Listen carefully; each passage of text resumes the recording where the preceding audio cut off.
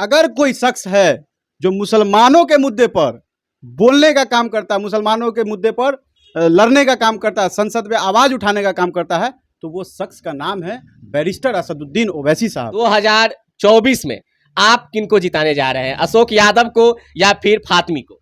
हम अपनी क़यादत को मजबूत कर रहे हैं और इंशाअल्लाह हमारी जिता किसको रहे हैं? हम लोग खुद जीतने के लिए लड़ाई लड़ रहे हैं। मधुबनी लोकसभा चुनाव को लेकर जोर शोर से तैयारी चल रही है। हमारे साथ अभी बातचीत करने के लिए मौजूद है AIMIM के जो चुनाव अभिकर्ता है परवेज हसन दानिश। वो जी ये बताइए कि आप मधुबनी में चुनाव अभिकर्ता बने हैं, क्या मकसद क्या है आपका, जीतना या फिर किसी को हराना?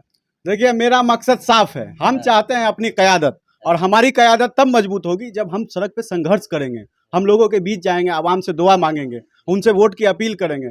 क्योंकि ये जितनी भी पार्टियां हैं हमको ठगने का काम किया है, हमको नुकसान पहुंचाया है। ये बात पूरे देश की जनता जानती है कि अगर कोई शख्स है जो मुसलमानों के मुद्दे पर बोलने का काम करता है, मुसलमानों के मुद्दे पर लड़ने का काम करता है, संसद में आवाज उठाने का काम करता है, तो वो शख्स का नाम है बैरिस्टर असदुद्दीन ओवैसी साहब।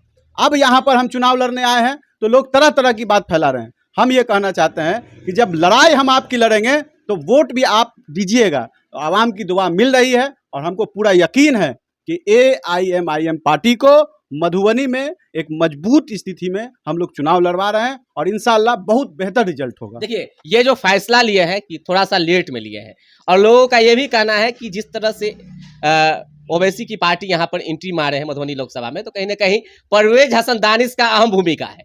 तो आपने इस तरह का कदम क्यों उठाया? देखिए, हमने नहीं उठाया, ये हमारे तमाम जो हमारे पार्टी के वर्कर हैं ये लोग लगातार संपर्क कर रहे थे। और सच्चाई ये है कि पूरे बिहार से लोगों का डिमांड था कि MIM पूरे बिहार की सीट पर चुनाव लड़े, लेकिन बिहार जो यूनिट है हम लोग की, उसके पास उतनी संसाधन नहीं है। चूंकि हम लोग सत्ता की मलाई चाटने में मसरूफ नहीं थे, तो जाहिर सी बात है कि लोगों के डिमांड पर जिस तरह से बिहार में जो मतलब यहाँ पर बिहार में कांग्रेस हो या राजद हो, इनका रवैया रहा है, खासकर लालू परिवार का जो रवैया रहा है मुसलमानों के ताल्लुक से, तो उससे मुसलमानों में बेतहासा नाउमीदी है।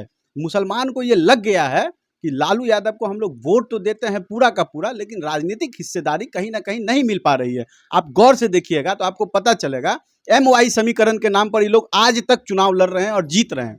लेकिन सच्चाई क्या है? सच्चाई ये है कि मुसलमानों को टिकट तक नहीं दिया जा रहा है, और टिकट दिया भी जा रहा है तो बोडो प्लेयर को भेज दिया गया। आप सोचिए कि मधुबनी लोकसभा में क्या नेता नहीं है महागठबंधन के पास? पिछले बार भी यही किया गया, उससे पहले भी यही किया गया, और यही कारण है कि आप 2009 में चुनाव हारे, भाजपा को जिताने का काम आप खुद कर रहे हैं। 2009 में चुनाव हारे, 2014 में चुनाव हारे, 2019 में चुनाव हारे। अच्छा, एक सवाल यहाँ बनती है, 2024 में आप किनको जिताने जा रहे हैं, अशोक यादव को या फिर फातमी को?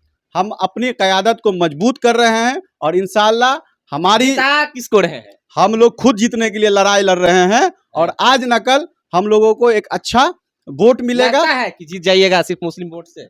देखिए, हम मुस्लिम की बात नहीं कर रहे हैं, हम दलितों की भी बात कर रहे हैं, हम आगरा की भी बात कर रहे हैं। हमारा यहाँ शिवहर में जो हमारा कैंडिडेट है रंजीत राणा, वो राजपूत समाज से आते हैं। तो हम लोग जाहिर सी बात है राजनीतिक हिस्सेदारी दे रहे हैं, आपको लीडर खड़ा करके दे रहे हैं, तो जाहिर सी बात है हम वोट की भी उम्मीद रखते हैं और रखेंगे, क्यों नहीं रखेंगे। अब मुसलमान को लालू यादव टिकट नहीं देते हैं तो उनको मुसलमान वोट दे रहा है, लेकिन ओवैसी साहब जो है वो राजपूत को अगर टिकट दे रहे हैं तो उनसे वोट की उम्मीद नहीं रखे। क्यों नहीं रखे? जब हम चाहते हैं कि सबको ले करके चले तो जाहिर सी बात है हम वोट की भी उम्मीद रखते हैं और रखेंगे। हमारा हक है, लोकतंत्र में अधिकार है कि हम चुनाव लड़े और जीतेंगे। आप ये बताइए कि आप जिस तरह से चुनाव अभिकर्ता बने हैं और आप AIM के प्रत्याशी को समर्थन दे रहे हैं, तो मधुबनी का क्या हवा है, लोग क्या चाह रहे हैं? देखिए, लोगों में बहुत खुशी है। लोगों को एक नाराज़गी थी महागठबंधन प्रत्याशी के वजह से, इसलिए नाउम्मीदी थी उन लोगों से। कि सच्चाई ये है कि मधुबनी की 20 लाख जनता में आप एक प्रत्याशी नहीं तलाश सके, ये तो दुर्भाग्य है ना। तो लोगों में नाराज, कहीं भी कोई लड़ सकता है, बिल्कुल लड़ सकता है, तो फिर आपकी नाराजगी क्यों कि बाहर से? हमारी नाराजगी नहीं है, महागठबंधन समर्थन में जो लोग थे उन लोगों में नाराजगी है। अच्छा, आपने देखा सुना है क्या? बिल्कुल, हमारे कांटेक्ट में बहुत लोग हैं। क्या बोलते हैं वो लोग, ये उन लोगों का कहना है डमी कैंडिडेट को लड़ा दिया गया है जिनका मधुबनी से दूर दूर तक कोई लेना देना नहीं है। और वो जो कैंडिडेट हैं, वो कैंडिडेट कौन है उनको देखिए आप। उन कैंडिडेट का बात यह है कि वो कल तक भाजपा समर्थित जदयू से चुनाव लड़ना चाह रहे थे, उनको टिकट नहीं मिला।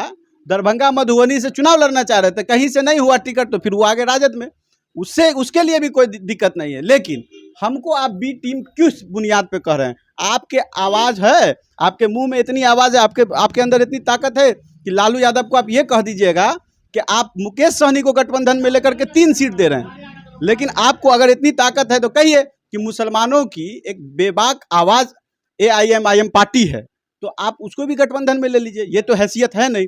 हम लोग चुनाव इसीलिए लड़ रहे हैं कि मुसलमानों को राजनीतिक रूप से आप अपंग बना देना चाहते हैं, तो वो हम नहीं बनने देंगे।